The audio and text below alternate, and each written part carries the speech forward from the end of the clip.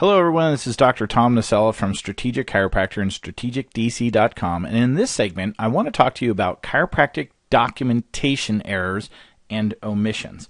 Now, with auditors examining our every move, many chiropractors are growing increasingly concerned about the state of their documentation. And here's the really bad news. As a certified professional medical auditor and a professional coder myself, I've reviewed countless chiropractic records, and many chiropractors have good reason to worry. Now, let me give you some good news. This segment will teach you how to avoid surprisingly common and easily overlooked mistakes in your documentation that generally spell big trouble during an audit. Well, first, why should we focus on the little items? Well, here's why.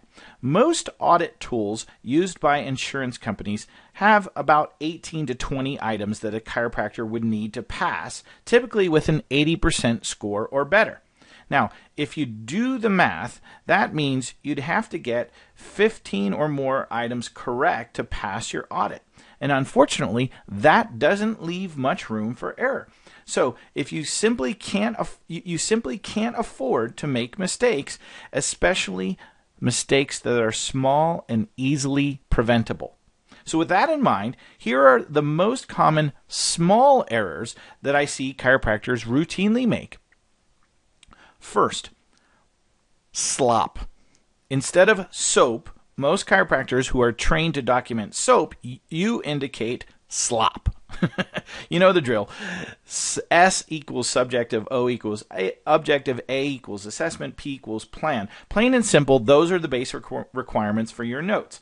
You miss a letter and really all you have is slop, and it won't justify your care. Yet far too many chiropractors do just that. They skip the S or the O or the A or the P. It doesn't matter. We understand that you're busy, but there are some corners that you just cannot cut, and this is one of them.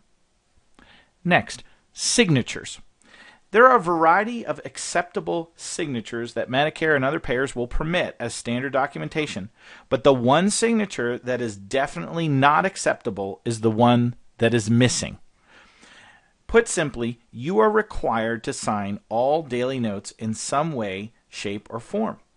If you want to read about this all in the gory detail, see the Medicare Program Integrity Manual, publication 100-08, Chapter 3, Section 3-4-1-1, Section B. Now, if you're utilizing EMR, you're likely ahead of the game, as this signature can be generated quickly with a push of a button.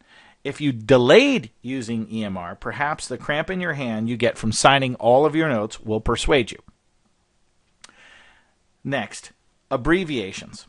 If you're audited, don't count on a chiropractor reviewing your records to know. Don't count on a chiropractor reviewing your records, first of all.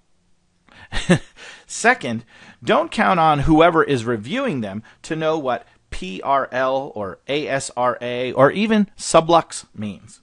For that matter, a non-chiropractor will have even more difficulty with non-specific abbreviations like PT, LBP. Did you send the patient for physical therapy or part-time work? The auditor is not going to try and translate your abbreviation, especially if a key isn't present that explains them. A wonderful soap note with unidentifiable abbreviations can cause you to fail your audit. So make sure you're spelling it out clearly, which is another advantage of EMR. You push the button and the whole word comes out, or that you provide an abbreviation key that clearly translates all of your shorthand. Next, referrals. As the saying goes, if it's not documented, it didn't happen. Sure, you may have referred your patient to receive massage therapy, but where is it in your documentation or your soap note? If you're trying to get that massage visit paid, you better be able to track a referral somewhere. The insurance company denying the necessity of your care? Where's your documentation regarding your patient's visit to the orthopedic surgeon whose recommendation was to continue care? Chiropractic. You should be documenting all your referrals from your clinic. An auditor who looks through your notes and finds none does not conclude that you never refer.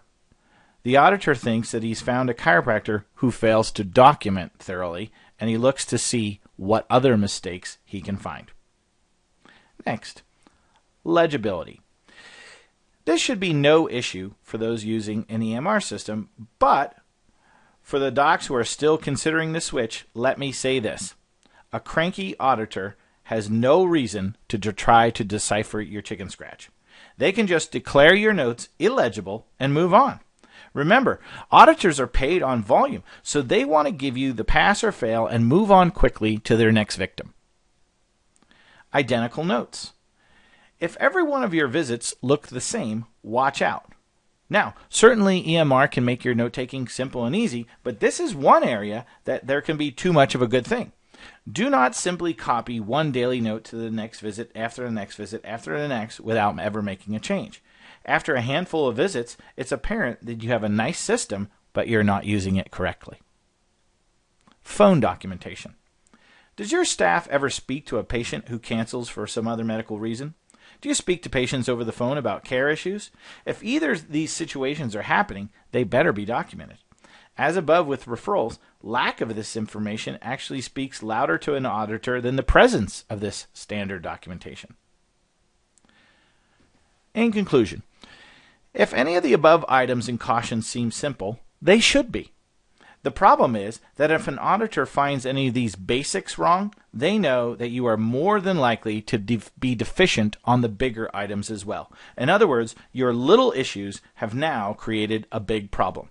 So don't give auditors or claim examiners more reason to go through your notes with a fine-tooth comb. Instead, be sure your documentation covers the basics. Make it legible. Make it well organized enough to make a good impression and essentially communicate to your auditor that they are wasting their time and their money trying to audit a good doctor like you.